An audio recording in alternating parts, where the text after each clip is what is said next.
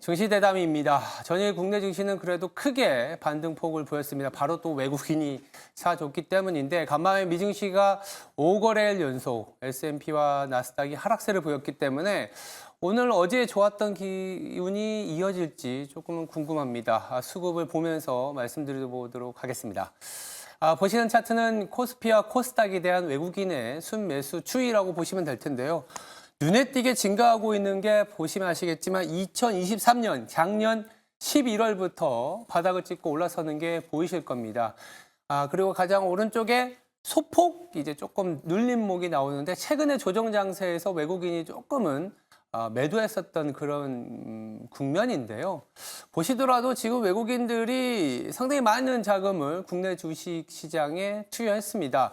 물론 연초에 밸류 프로그램이다라는 얘기도 있긴 하겠지만 작년 11월부터 사들어왔던 이유는 여러 가지가 있지만 뭐 탑다운 측면에서는 금리가 좀 안정을 찾았던 부분들 그리고 내년 그러니까 2024년에는 금리를 좀 내려주지 않겠냐라는 기대감도 좀 있었습니다만 반도체의 어떤 상승세가 주요했습니다. 그러면서 2023년 11월 이후에 코스피는 24조 원, 코스닥 또한 2조 원 정도 매수해 주면서 국내 증시가 최근까지 상승세를 유지하고 있다라고 보시면 될 텐데요.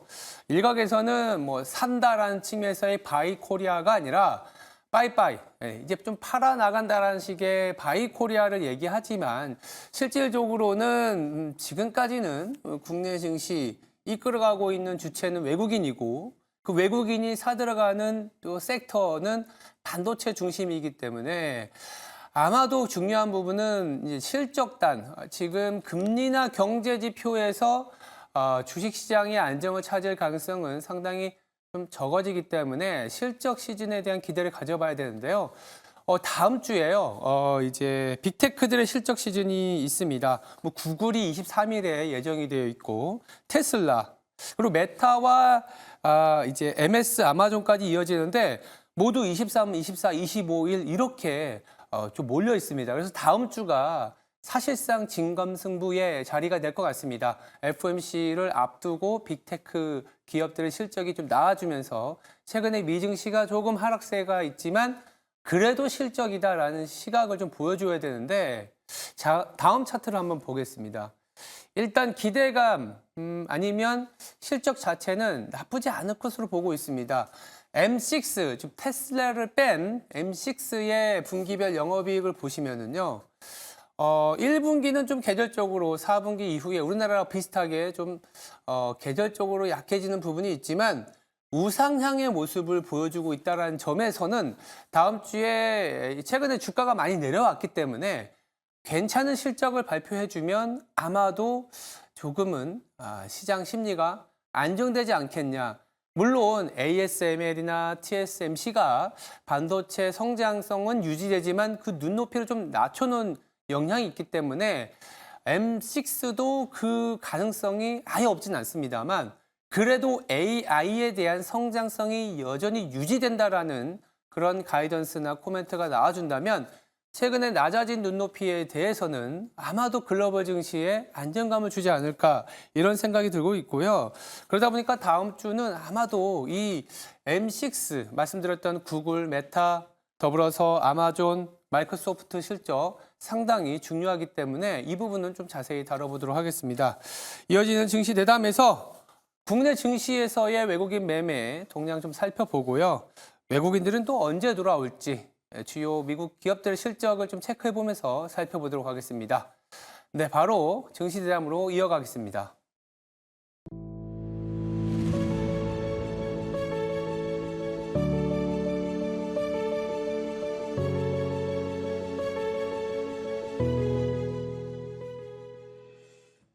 네, 증시 대담 바로 이어가겠습니다. 정다운 이베스트 투자증권 투자전략팀 수석 연구원 나와 있습니다. 안녕하세요. 네, 안녕하십니까.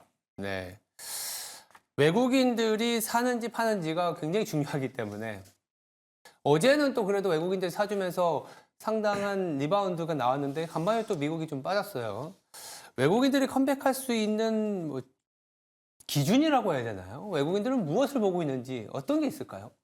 그렇죠. 외국인들이 보통은 우리나라의 지수를 움직이거든요. 그렇죠. 그렇기 때문에 중요하게 좀 작용을 한다라고 보시면 될 것 같은데 외국인들이 좀 며칠간 순매도를 보였습니다. 순매도를 보인 영향이 뭐냐라고 하면은 지정학적 리스크가 불거진 시기와 좀 겹치는 부분이 있었고 더불어서 파월 의장이 연내 금리 인하에 대해서 약간은 기대감을 후퇴시켰던 영향이 있다라고 보시면 될 것 같습니다. 그러다 보니까 이러한 매크로적인 리스크들이 유가라든지 아니면은 달러 인덱스나 원달러 같은 환율 데이터에서 좀 나타났다라고 보시면 될 것 같고 단기적으로 저희는 뭐 원달러 환율이 좀 높은 레벨에서도 외국인 순매수가 이어질 수 있다라고 생각을 합니다. 다만 그럼에도 불구하고 이 세 가지 지표를 좀 말씀을 드리는 이유는 이 세 가지 지표가 지정학적 리스크라든지 아니면은 연준의 통화 정책에 대한 기대감 내지는 우려감을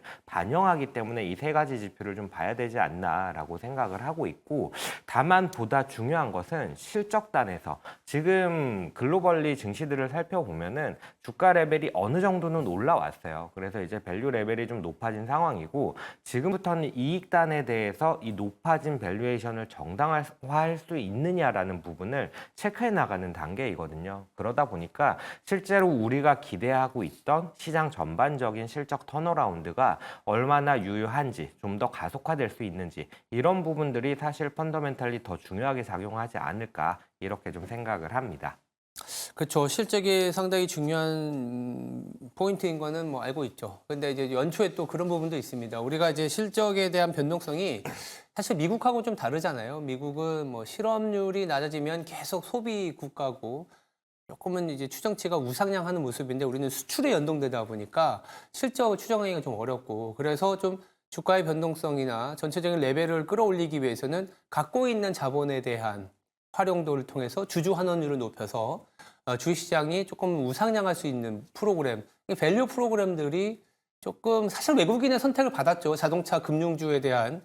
근데 이 부분들이 총선 이후에 그리고 최근에 약간 정책적인 모멘텀이 좀 둔화되다 보니까 이런 그러니까 실적을 뭐 반도체로 따지면 실적 이외의 종목들에 대한 외국인들의 순매수가 약해질 수 있다. 다만 이 부분을 정부 차원에서는 연기금을 통해서 조금 메워줄 수 있는 거 아니냐 이런 얘기들도 나오는데 가능성이 있을까요? 어느 정도는 충당을 할 수 있다고 생각을 합니다. 네. 왜냐하면 이제 연기금에서 이러한 밸류업 인덱스를 구성을 하고 거기에 투자를 하겠다라고 이미 발표를 한 상황이고 언론 보도가 나온 상황이기 때문에 그럴 수 있다라고 생각은 합니다만 방향성이 조금은 다릅니다. 기존에 이제 우리가 연초에 밸류업 프로그램에 대해서 얘기를 할 때는 저 PB 종목들이 전반적으로 수혜를 받을 것이다라고 얘기를 했었는데 지금 연기금에서 투자를 하고 인덱스를 구성을 하겠다. 그에 앞서서 인덱스를 구성을 하겠다라고 얘기를 하는 부분이 뭐냐면은 밸류업을 잘 진행한 기업들에 대해서 인덱스에 구성을 하고 어떻게 보면 그에 대한 보상으로서 그러한 종목들을 전반적으로 투자를 하겠다라는 거거든요. 네. 그러다 보니까 무작정 밸류가 낮은 종목들보다는 주주 환원이라든지 내지는 성장 전략을 잘 구사해서 높은 멀티플을 받을 수 있는 그런 종목들로 조금은 포커스가 달라지지 않을까 이렇게 좀 생각을 하고 있습니다. 그렇군요. 일단은 수급 부분에 대한 얘기를 좀 나눠봤고 가장 중요한 건 또 실적이지 않습니까? 저희들이 미국 기업들 내지는 좀 주요 글로벌 기업들을 통해서 국내 시장을 조금 진단해보는 자리인데 최근에 좀 변동성이 있었던 이벤트가 ASML, 뭐 슈퍼을이라고 하는 노광장미 얘기도 좀 있었지만 그리고 또 전일에는 TSMC가 좀 우리나라 증시에서는 악재와 호재로 작용을 했는데 간밤에 미국 증시에서는 TSMC가 4.8% 이상 급락을 했습니다. 그러면서 약간 국내 반도체 업계에도 조금 평가가 엇갈리는 것 같거든요. 이런 TSMC의 실적 발표에 대한 평가, 그리고 국내 반도체 업계에 대한 영향력 어떻게 봐야 될까요? 네, TSMC 실적 내용은 아마 많이들 접해보셨을 것 같아요. 네. 한마디로 정리를 해보면은 기존에 저희가 기대를 했던 게 수요에 대해서 좀 살아날 수 있느냐 라는 부분을 기대 내지는 고민을 해왔었는데 약간 그 부분은 여전히 좀 이르구나라는 부분을 확인시켜줬던 게 TSMC의 실적이지 않았나 이렇게 생각합니다. 뭐 내용 전반적인 것들은 잘 아실 테지만 실적이 일단 서프라이즈가 나왔고 더불어서 가이던스도 올리는 모습을 보여서 사실 실적 발표로서는 거의 완벽한 가장 긍정적인 시나리오로 진행이 됐음에도 불구하고 AI 쪽에 대한 수요는 강력하다라고 하면서도 나머지 자동차라든지 핸드셋, 그러니까 모바일에 대한 수요는 조금은 부진할 거다라는 얘기를 하면서 연간 가이던스를 원래 10% 이상 성장할 것이라고 전망을 했었는데 이 부분을 10% 성장으로 하향을 했던 부분이 아무래도 조금은 부정적인 부분으로 작용을 하지 않았나라고 좀 보여지고 그러다 보니까 간밤에 반도체 종목을 살펴보더라도 마이크론이라든지 랩리서치 내지는 뭐 KLAC 이러한 종목들이 보다 낙폭을 키우고 엔비디아나 AMD 같은 경우는 소폭이지만 플러스로 마감을 하는 그런 모습이 나타나지 않았나라고 좀 보여집니다. 그동안 우리가 뭐라고 할까요? 반도체 시장에서 보고 있었던 HBM이나 AI 쪽 성장은 좋았고 기존의 레거시 업체들은 조금 부진했는데 네. 이게 좀 죄송합니다. 불안한 거 아닌가? 네, 맞습니다. 그 정도로 좀 정리해 볼 수 있겠습니다. 그렇다면 좀 시각을 좀 돌려서 국내도 그렇지만 요새 미국에서는 그 반도체 이외의 업종에서 좀 찾아보는 느낌이 있는데 항공주가 괜찮다고 보더라고요. 항공주는 어떻게 보세요? 네, 항공주가 실적이 잘 나왔어요. 유나이티드 에어라인도 마찬가지고 알래스카 에어라인도 마찬가지인데 항공주 실적이 잘 나오는 이유를 살펴보면은 결국 여행 수요가 탄탄하다라는 부분이 가장 큰 요인이 되고 있다라고 보시면 될 것 같고 그와 더불어서 유가 측면에서 살펴봤을 때 지정학적 리스크가 불거지면서 유가가 올라갔습니다. 그러면서 우려를 자아냈던 부분이 있는데 사실 이 WTI나 브렌트유랑은 다르게 항공기가 사용하는 제트유가 있는데 이 제트유 같은 경우는 브렌트나 WTI와는 달리 상대적으로 안정적인 흐름을 보였기 때문에 비용단에 있어서도 사실 걱정했던 것만큼 크게 작용하지는 않았다라고 좀 보여지거든요. 그러다 보니까 아무래도 실적이 잘 나오고 그리고 2분기에 대한 가이던스도 잘 줬던 항공사들이 미국에서는 주가가 좀 급등하는 모습을 연출하지 않았나라고 생각이 되고 국내 항공사들도 이러한 좀 기대감을 가져갈 수 있냐라고 했을 때 저는 그럴 수 있다라고 생각이 됩니다. 뭐 항공주들 살펴보면은 주가가 상당히 많이 낮아져 있어요. 근데 매크로 환경에서 우리나라는 미국과 조금 달랐던 부분이 환율에 대한 부분이 올라섰던 부분들 때문에 우려가 좀 더 강하게 작용을 하지 않았나라고 좀 보여지는데 국내 항공사들도 실적 컨센서스를 살펴보면요. LCC들, 티웨이 항공이라든지 진에어 같은 종목들을 중심으로 해서 컨센서스가 좀 개선되는 그림이 나타나고 있고 1분기에 이에 따라서 조금은 좋은 실적을 낼 것이다. 라는 좀 기대감이 있는 상황이기 때문에 저는 항공주에 대해서도 나쁘지 않게 좀 긍정적으로 접근해도 되지 않을까라고 좀 생각을 하고 있습니다. 이미 뭐 환율이나 유가는 뭐 노출된 악재라서 주가에 반영이 됐고 오히려 실적은 나쁘지 않을 거기 때문에 항공주도 좀 눈여겨볼 만하다라고 보고 있습니다.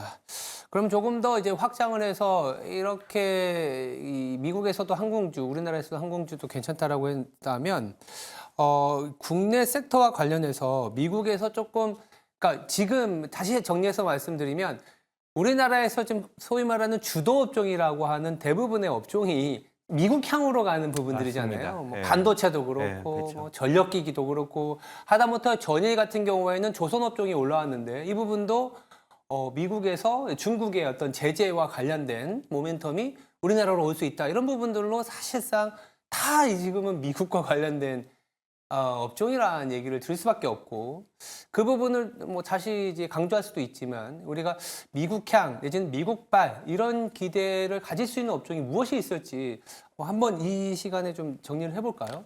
그렇죠. 저희가 이제 얼마 전에 자료를 발간을 했습니다. 이제 네. 제목이 성장의 쏠림이라는 건데 지금 뭐 OECD 선행지수나 이런 것들을 살펴보면 경기가 상승 흐름을 이어가는 것처럼 보여요. 그게 사실이고요. 근데 그 안을 살펴보면은 높은 금리 영향으로 미국을 제외한 나머지 국가들의 반등 탄력이 상대적으로 좀 낮은 모습을 보이고 있습니다. 미국만 좋아지고 있다. 그렇죠. 맞습니다. 그런 부분들이 사실은 이제 달러 인덱스에도 반영이 되면서 이렇게 좀 높은 레벨을 이어나가고 있는 게 아닌가라고 좀 보여지는데 결국 핵심은 좀 더 확장해서 살펴보면은 이렇게 높은 5% 이상의 금리 이상의 성장을 할 수 있느냐라는 부분이 핵심이거든요. 근데 그 부분을 가장 좀 손쉽게 찾아본다라고 한다면은 강한 성장을 보이는 미국의 수요 혹은 미국에서 발생하는 수혜를 좀 얻을 수 있는 업종을 접근을 하는 게 바로 그 금리 이상의 성장을 찾는 방법이지 않을까라고 생각을 해서 그런 업종들을 좀 제시를 드렸다라고 보시면 될 것 같고 업종들이 뭐가 있냐라고 좀 살펴보면요. 일단 첫 번째로 말씀을 드렸던 게 물론 반도체도 포함이 됩니다만은 저희가 자료에서 좀 말씀을 드렸던 것들을 살펴보면은 전력기계라든지 원전 내지는 건설 방산 이렇게 4개 업종을 좀 말씀을 드렸어요. 이 4개 업종을 얘기를 드려보면은 전력기계 같은 경우나 혹은 원전 같은 경우는 AI에 대한 투자 확대로 전력에 대한 수요가 넘쳐날 것이고 상대적으로 공급은 부족할 것이다 라는 전망 때문에 아무래도 좀 수혜를 받을 수 있는 업종으로 제시를 드렸었고 그리고 원전도 마찬가지고요. 건설 같은 경우는 미국과 중동에 있어서의 수주 모멘텀 더불어서 방산 같은 경우는 지정학적 리스크에서 이어지는 아무래도 군비 지출이 늘어나고 이 부분이 우리나라 방산 업체들의 수출 모멘텀으로 이어진다라는 부분 때문에 이렇게 좀 4개 업종을 제시를 드렸다라고 보시면 될 것 같고 이 중에서 좀 주가가 가장 못 오른 게 뭐냐라고 좀 살펴보면은 원전 쪽이 제일 좀 부진한 모습을 보이고 있습니다.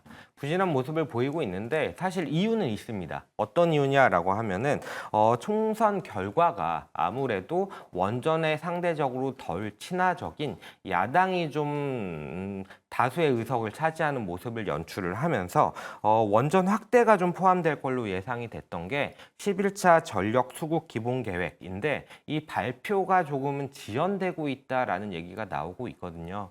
그러다 보니까 약간은 방산이나 다른 업종이랑은 다르게 이러한 원전 업종이 좀 잘 가지 못하는 모습을 보이고 있는데 글로벌리 살펴보면은 어쨌든 전력에 대한 수요가 늘어날 것이라는 것은 자명하거든요. 그러다 보니까 정책적으로 약간의 부침은 있을지언정 사실 방향성으로 놓고 보면은 원전 쪽에도 충분히 수혜가 갈 수 있는 그런 환경이지 않을까 이렇게 좀 생각을 하고 있습니다.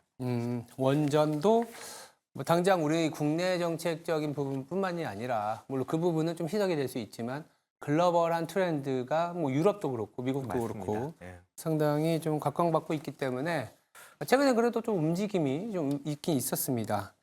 그렇다면 이제 마지막으로 사실 이제 오늘 금요일이고 오늘 장은 좀 정리하고 나서 이제 다음 주를 좀 준비해야 될 텐데 다음 주가 상당히 많은 이벤트들이 있습니다. 매크로로는 또 PC 물가 지표가 좀 발표되고 맞습니다. 보다 중요한 건 또 빅테크들의 실적이거든요. 짧게나마 이 빅테크들의 실적 일정이나 실적에 대한 전망, 뭐 PC와 관련된 증시, 우리가 어떻게 대응을 해야 될지 좀 얘기 좀 주시겠어요? 네, 말씀하신 대로 PC 물가 지표가 4월 26일에 3월 지표가 발표가 될 거고 네. 패드워치를 살펴보면은 아직은 미미한 확률이기는 하지만 추가적인 금리 인상까지 좀 칸이 생겼거든요. 원래 금리 칸이 인상? 없다가. 예. 그 칸이 생겼다는 측면에서 컨센서스를 좀 크게 상회할 수 있는지에 대한 부분이 매크로적으로는 좀 중요하게 작용을 할 것 같다라고 보시면 될 것 같고 네. 더불어서 실적 얘기를 주셨는데 실적 발표가 상당히 좀 많습니다. 이제 진짜 본격화된다라고 보시면 될 것 같고 좀 전에 이제 넷플릭스가 실적을 발표한 데 이어서 23일에 테슬라, 24일에 IBM, 메타 그리고 서비스나우 25일에 알파벳, 인텔, 마이크로소프트 같은 우리에게 친숙한 테크 기업들이 실적을 발표를 하고요. 이 외에도 GM이 23일, 포드가 24일에 이렇게 자동차 업종도 실적을 발표하고 26일 같은 경우에는 에너지 기업인 쉐브론이라든지 엑슨모빌 같은 종목도 실적을 발표할 예정이다라고 좀 보시면 될 것 같습니다. 기본적으로는 아무래도 빅테크 쪽에 대해서 실적에 대한 기대감이 좀 올라와 있는 상태이고 저희 역시도 좀 기대를 하고 있는 상황이에요.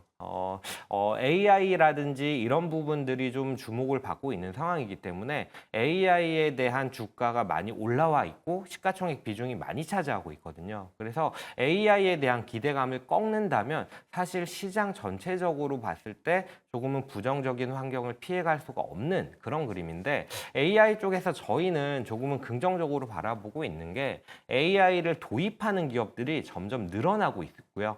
더불어서 이렇게 도입이 늘어난 기업들 중에서 적극적으로 활용하는 기업들 같은 경우에는 자사들이 갖고 있는 AI 전략에 대해서 상당한 확신을 내비치고 있다라는 측면에서 이런 부분들이 AI 실적을 조금은 끌어올리는 요인이 되지 않을까라고 생각을 하고 있고 테크 종목 중에서 또 메타가 지난 분기에 실적을 발표하면서 광고에 대한 쪽에서 AI를 활용함으로써 이익률이 개선이 됐다라는 얘기를 했고 그에 따라서 주커버그는 이제 AI에 대한 투자를 공격적으로 단행을 하겠다라는 얘기를 했어요. 그러다 보니까 메타같이 이렇게 AI를 도입을 해서 실익을 얻는 기업들이 늘어나는지가 상당히 좀 중요하게 작용을 할 수 있다라고 좀 보시면 될 것 같습니다. 네. 메타 그리고 AI 도입하는 기업들이 그래도 좀 좋은 얘기를 해줄 수 있는 가능성이 있다 정도로 정리해 보겠습니다. 지금까지 정다운 이베스트 투자증권 수석연구원이었습니다. 네, 감사합니다. 네, 감사합니다.